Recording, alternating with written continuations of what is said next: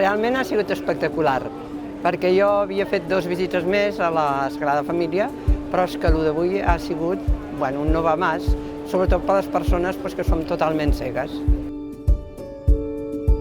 Nosaltres, amb el projecte d'accessibilitat de la Basílica, el que volem és obrir les portes a tothom, també a les persones que no tenen visió i que, per tant, no poden contemplar i viure la visita com ho fa una persona que té tots els sentits.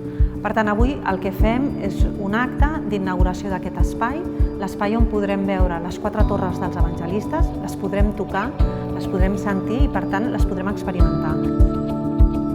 Les persones cegues coneixem sempre l'entorn no per la vista, sinó amb el tacte, i disfrutar de les formes arquitectòniques de la Sagrada Família a les mans és el que ens iguala. La Sagrada Família, ningú dubta, que és un referent mundial en bellesa arquitectònica, però avui també serà un referent mundial amb accessibilitat.